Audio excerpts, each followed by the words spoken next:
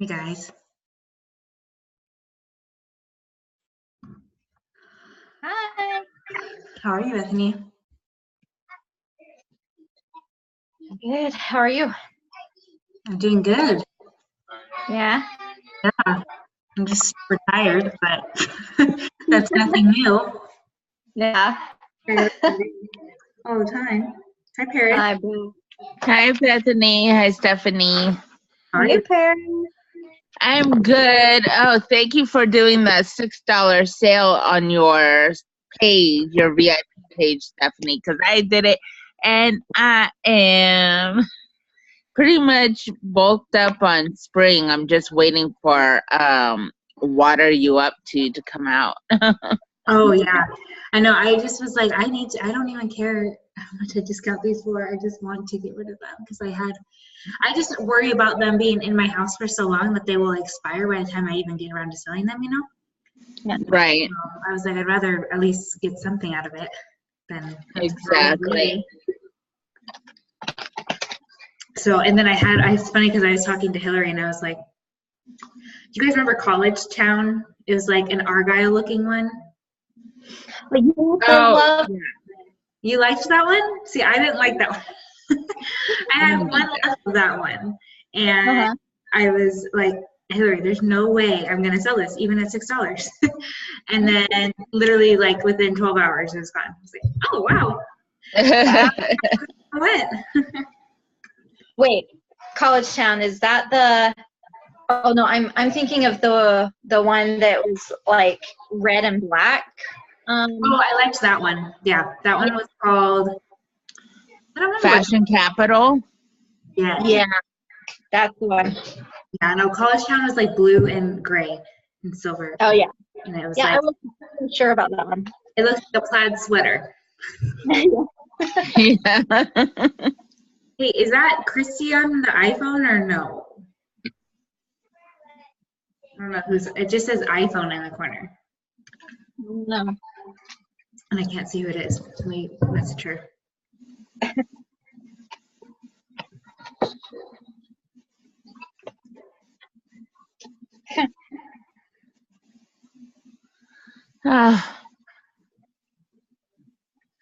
Okay, so I've been finally like cleaning and organizing my office so that it's functional. How's it going? Yeah, it's been a process. I'm like starting to get to that point where there's just a few random files that now I'm like, what do I do with this? Dude, that's when you just throw it away. Pretty much. Oh, and we like it's really tight, but we got a nanny, and so she's just part-time, like 15 hours a week, you know.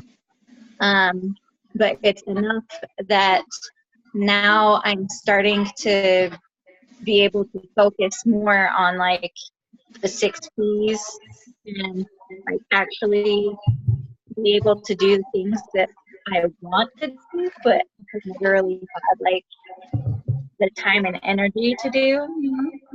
Wait, did you say a sitter? Yeah. Oh, She's got a nanny, not just a sitter. She got a nanny. That's She's awesome. highfalutin. That's so nice.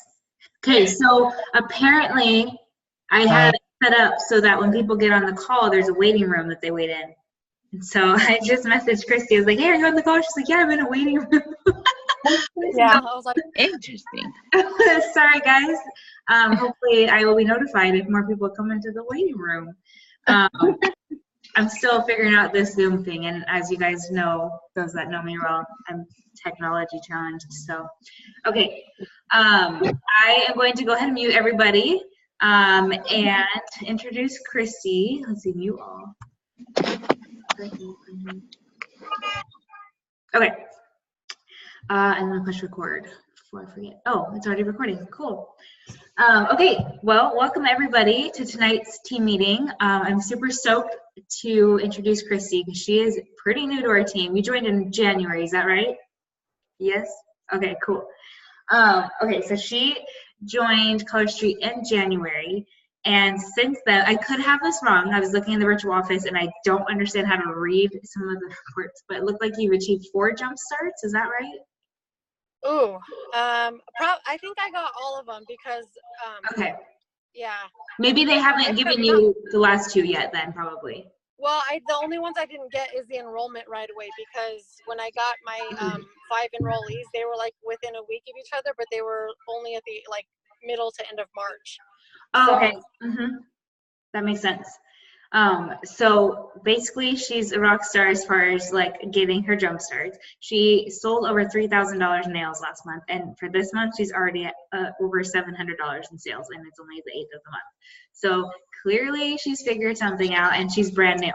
So I wanted to have her speak to us because I feel like it's so fun to hear from like a fresh perspective, people that haven't been doing this very long, and see, you know, what's working for them. So basically, I'm just going to have you take it away, Christy. If you just want to chat till for however long you have content for, and then the last few minutes, we'll just open it up to see if anybody has questions for you. okay. I'm hiding in my car because I'm supposed to be coaching T-ball right now or coach pitch, but I had to have another parent cover. I'm like, I have a meeting for work at 5:30. So. Oh, well, you're the best for doing that. Thank you. Oh, that's okay. So I didn't know exactly what I was going to talk about. So I actually went to my upline and I was like, man, Stephanie asked me to be on a team meeting. I don't know what I'm going to say. And so they were kind of giving me some tips, which I kind of already knew were part of it, but you know, and it's not really anything special. I think it's just, which is one of the first points that I was going to hit on was just the hustle. You know, my upline Kim was telling me, you hustle, like you go out there and you don't get it. You don't wait for it to come fall into your lap. And I think that was it from the beginning because I've always been very competitive.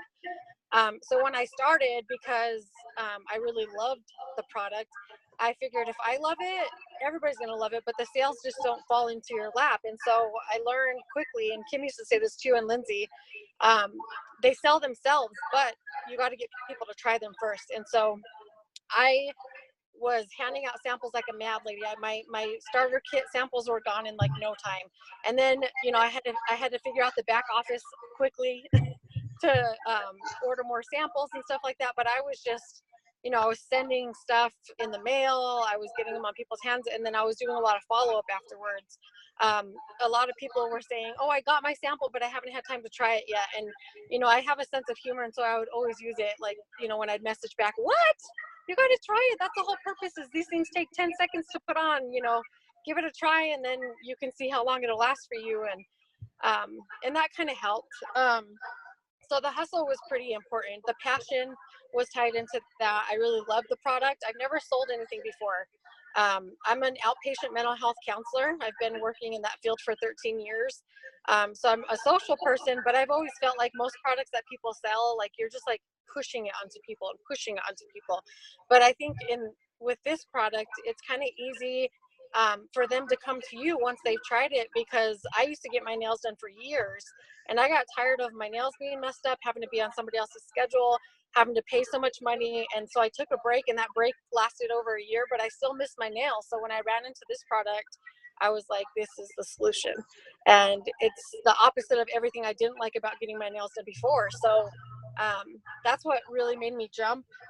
And the passion for the product really helped, just loving it, because people are going to know if you're trying to sell something that you're not even really fond of yourself, just to try to get that paycheck. So, you know, when you have a lot of passion, it kind of helps because there's not any pressure involved. You know, if somebody has issues with their sample, you know, I offer some tips and stuff, but if I can just kind of tell that they're not interested, that's okay, because I'm not going to always give the impression that I'm just trying to get a paycheck out of it. Energy is another thing. My upline has told me that my VIP group and stuff like that has a lot of energy, a lot of positivity. Like I said, I like to laugh a lot. So I'm not making my nail page 100% of the time about nails. I like to put, you know, memes out there or GIFs out there that are funny. I always try to add a question onto it to help the Facebook algorithm, so that people are commenting and putting answers and stuff on there, and I'm interacting with their funny answers or something like that. There was one I put on there recently that that said a beard is like tequila, it'll make your panties drop. I mean, I know that's kind of R-rated, but I so my question when I posted that, because it was just to be funny, is beard or no beard? And so I had a lot of people answering, you know, beard all the way, and beard. And then I had some girls saying tequila, and I was like, okay, you know. So just having fun. I try to do that in my group. Have fun. Going live, I think, is pretty important. I don't try to do it all the time, but I try to find moments. I let my daughter go live. She's 7, and it was a good live because it kind of showed that even at 7 years old, she could do her own nails.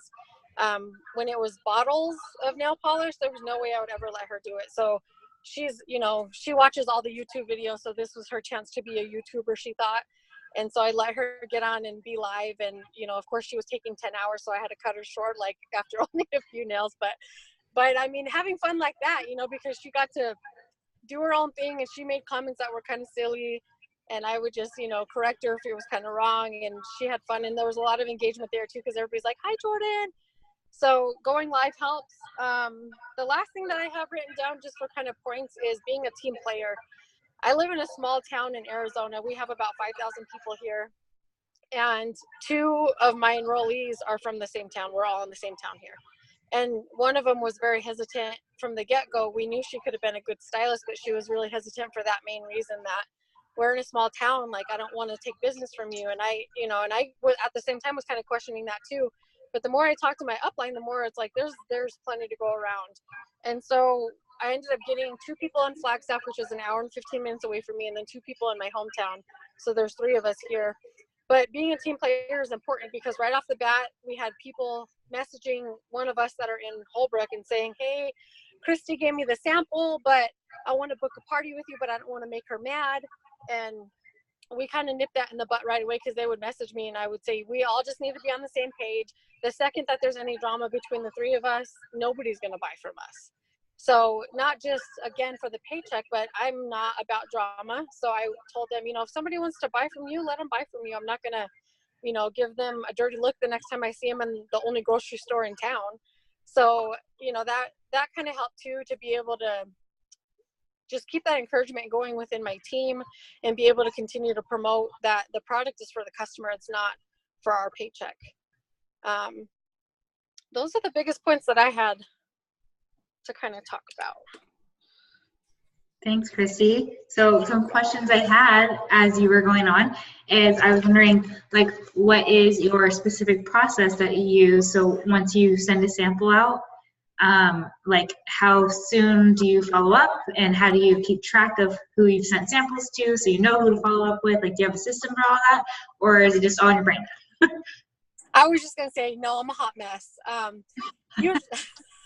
I don't have a system. My system is fly by the seat of my pants, but it works too, because what I usually do is, if my sales start getting dry, my website sales and stuff like that, my online ordering, that's when I'll have time, because I'm not, you know, sitting there trying to send out any incentives like free accent nails or whatever. And like I said, I work full time too, so I have a little bit of downtime to be able to say, okay, let me go through my group and look and see who I remember sending samples to, and I'll just send out a couple messages and, hey, did you get your sample, and you know, that kind of stuff. And it's led to some sales, or at least led me to know that some people are still interested in the product, but they just haven't bought for some reason. So if they give me that impression, it gives me another opportunity later on to follow up and say, hey, you know, I know you haven't had time, or whatever they give me as their excuse, and just kind of follow up and see if they have any other questions or anything I can kind of help with.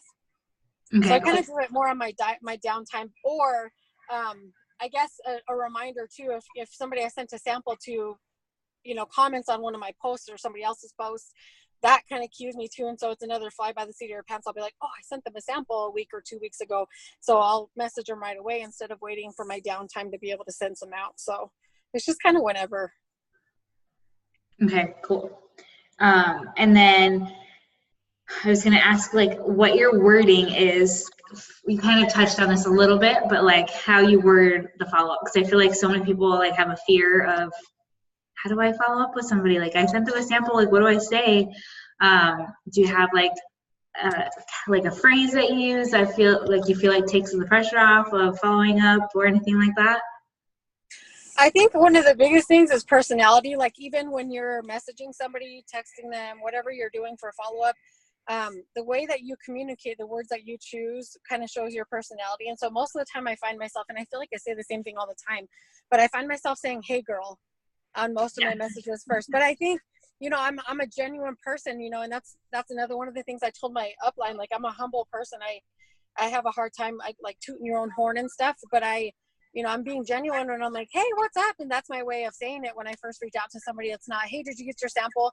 If you jump right to that without even saying hi, I feel like that's pretty obvious that you're in the hustle for the money and not anything else. I mean, we're all in the hustle for the money, but I really feel like I've made some acquaintances, of course, not like friends. I'm not feeling like I'm all like popular now just because I sell nails, but I've made some acquaintances that you can tell you're running into people that you have the same personality with and you can kind of vibe with. And if they're commenting and laughing on some of your posts that you're having fun in your VIP group with, then you learn how to kind of communicate differently with them.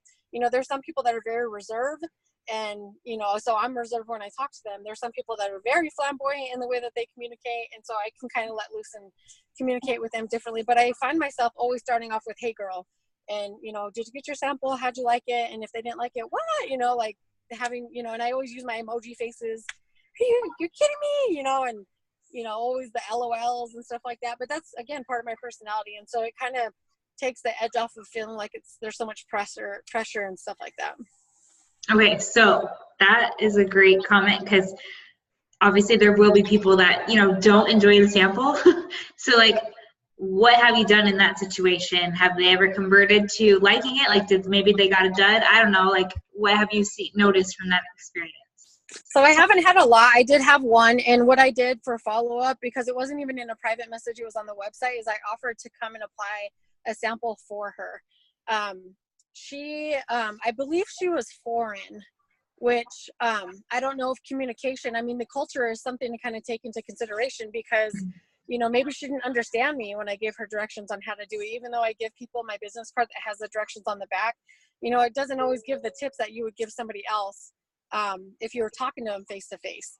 So I offered to go and apply a sample for her, another sample for her at her house, and she agreed to that. I actually never ended up doing that for different reasons, but I mean, I offer stuff like that, and if they don't like it, I go back to just being polite, being a nice person, and just saying, "Well, I appreciate you giving it a try. If you ever want to give it a try again and see if it gives you any different results, let me know."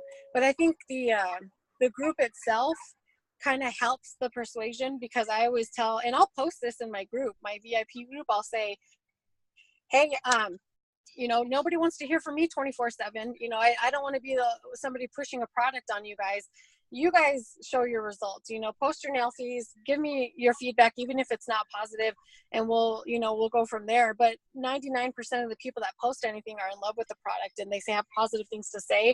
So then I think that's where a lot of the persuasion comes from, for people to give it a try, even just a sample, even if they don't buy, because I know finances is an issue for some people, even at the lower cost for Color Street.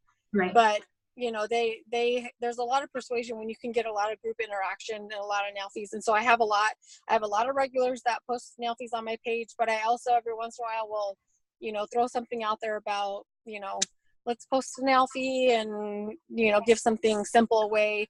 I like to have fun, play games, give stuff away. So that kind of helps too. Cool. I like those ideas. It sparked some ideas in my head as far as like getting people to engage more with their own nail fees, because I do like a post a week where I like have them comment below with their nail fees, but instead I should have them post them so that everybody can see them and not have to search the comments for them. So I like that. Okay, I had one more question for you, and now I can't remember what it is. So I'm going to go ahead and open it up to questions. You guys are all muted, and so if you have a question, go ahead and unmute yourself so you can ask Christy. Or you can put it in the chat if you're feeling a little bit more shy. And I would try to remember to check there. I posted in the chat, but I'll go ahead and ask. since my kids are being quiet. Oh crap! Now I don't remember my question. Oh, how do you follow up with people, Christy, when you put a sample in person? Like, do you immediately add them to your Facebook VIP group, or how do you do that when it's in person? If it's somebody that I know I can find on Facebook, I will send them my link in a message.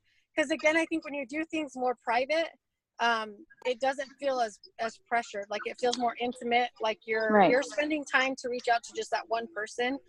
And so that kind of helps too. And tons of people are on Facebook, so most of the time I can find them on Facebook if I'm not already friends with them, and send them my group link and just tell and I always emphasize, because I think that is part of the perk, is there's raffles, there's giveaways, that you can always stay up to date on the most current releases on Color Street and stuff like that. So even if they're not friends, like you will find them on Facebook and then maybe message them your link and say, hey, it was nice, chatting with you or whatever. Here's the link to my VIP group, blah, blah, blah. Yep. Right? This will give you, this is where you can stay most up to date on everything that's going on with you. Yep. Awesome. That's awesome. That's a good tip. And if you don't know them, well, you come from a small town, so usually they're somewhat easy to find, I guess. Yeah. I usually know them, but I guess if I don't see that I would really give somebody a sample in person unless I knew of them somehow. If I ran into them, I don't. Because, for example, this was way at the beginning of my journey. I was at Target, and I was in the cosmetics department, and that there was somebody looking at nail polish, and they were looking at the color that's similar to Charleston blush, and I put on a sample, and I was like, oh, look, here's a sample, but it was very early on, and I didn't think to search her on Facebook and say, hey, let's be friends on Facebook, Yeah. Because I live in a bigger town, and this is just some random person that I saw at Target. She loved it when I put it on. I gave her, I think, a catalog and my card, but I never saw anything from it because I didn't really get her info to be able to do that. So that's why I was wondering, I guess it would probably be best to make contact with them at the moment. Yeah. Right? Get their name and somehow find them on Facebook, or say, here, look, I'm on Facebook. I can send you more info or something like that. Yeah. I think if you're promoting communication in some way, like you said, I can send more info. That would be a good way to do it. But I also, you can tell by somebody's vibe if they're kind of thank you, for the sample. I don't know that I would do much more than what you did. Give them my card and just, if they were that interested, they'll come back. It's not that I wouldn't encourage follow up. I just think there's certain situations where most people will know they're a little bit guarded, so you kind of let them follow up on their own. But if they're really open to it, and like you said, if they're really loving it and communicating well, you can jot down a phone number or whatever, because you can send your group link through a phone too, a text message. Right, through a text. So yeah, it doesn't have to always be Facebook. It could be really any message, which is kind of nice. Right. Sorry, I got spit up on. Oh, no. Thank you. You're welcome. Yeah, I went to a robotics competition, and as I was getting in the car, he spit up all over me. So that's fun. Anyway, thanks for the tips. Yeah, no problem. Okay, another question I had that came to mind is, do most of your sales come from you doing this hustling of the samples and following up with these people, or is it from the samplers turning into hostesses and then having parties and getting sales happening? What would you say most of your sales come from? I would say most of my sales come from inventory, actually. So parties, are always hard.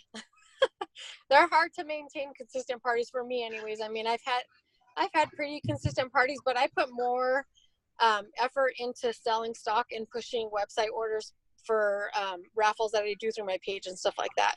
Right now for April, I put on there the first or second day of April, I decided to put a picture, a collage that said something like buy 3 get 1 free, and then it showed the the BQ incentives that we have for February, March, and April, those nail sets that we are going to get. I put the pictures of those, and I, you know, explained that they're exclusive. There's no way to get them. Even I can't get them unless I do this stuff. And so that's what I'm offering this month, is even though I don't have them in my hands yet, if you want them in your hands, when they get into my hands, then place an online order in April. So I'm only giving away one set of their choice, regardless of which set they want, for online orders. But my stock, what I do for my stock is from the beginning, because my biggest thing was I didn't want to just put loads and loads of money into Color Street and feel like I was only breaking even. So from the beginning, when I got my kit, I tried my best to, anything that I sold, I reinvested, and I still kind of do that. Especially my cash sales. So once I started building my stock, anybody that pays cash, that's automatic. I just keep in this little like bank thing I have in my bag that I carry, and once it gets high enough, or you know, if it's April 1st and I have enough money to just place my own order in BQ, even though I don't have the 3 separate orders, I do that. Or I'm sorry, 3 separate orders, I'm talking about parties. I gotcha. Okay, but so I'll do that, but I'm saving for a vacation in June, and we're going to California. And so the way that I'm doing it now is I reinvest my cash into more stock, and anybody that pays me through PayPal and then my Color Street card where we get our payments on, I try to leave that alone. So if I get Zelle, if I get Venmo, any other payment method or cash, I just reinvest all of that into more stock. So that's been working pretty good so far. And you know, a lot of people just want their hands on it right now, and so I sell a lot of the in stock. And if I start running dry on cash and I want to place an order, I do transfer money sometimes to be able to do that. But Color Street helps too. You know, they're pretty consistent, once a month, twice a month, coming out with a new, like tomorrow's baseball set. I have a lot of girls excited about that, so I'm already taking pre-orders and, you know, putting people down for how many sets they want. So that kind of helps too, to have the anticipation that we got to get our hands on these, you know. Right. So, but in, you know, my stock, and I on my website, because I was like, man, how am I gonna do this to where people can always see what I currently have in stock? And so what I decided to do was create a photo album that says current nails in stock. And I just basically said, I'll try to keep this as up to date as possible. And so I just upload pictures, and I don't like the website pictures, so I take my own pictures of my sets. And I upload them, and I'll put a number, you know, Monte Carlo /3, if I have 3 sets. And so every time I sell one, I'll go in there, erase the 3, put a 2. So I try my best to stay up in there. So if somebody says, hey, what do you have in stock? I'll go in there in that album, and I'll tag them in the album, and they can look and see whatever I have in there. That's awesome. I really like how you make that like as easy as possible for the customers. It's probably why your sales are so amazing, because like you're literally doing all the work for them. You know, like some people just don't have the time to sit there and go to the website and like try to sift through all the not so great pictures and all that stuff. Yeah. So it definitely helps for sure. Does anyone have any other questions for Christy? Sorry, I had a lot of questions. It's okay. Speak now or forever hold your peace. Let me check the chat real quick. Yeah, I don't see a chat on my end. I'm on my phone, so I can go back later too and see if there's any questions. Good. I don't think there's any questions on the chat, so I think we're good to end this thing. Thank you so much. That was so you're welcome. cool to hear your perspective, especially as a new stylist. Like I said, it's always great to see like a new stylist coming in and like just killing it from the beginning. So you're definitely a fun person to watch your journey, and we'll definitely keep cheering you on. Thank you. But thanks everyone for being on tonight, and I will make sure I get this recording up soon so that you guys can share it with your teams. Thank you, Stephanie. Yeah, thank you again, Christy. Bye, guys. Thanks, Bye. Christy. Bye.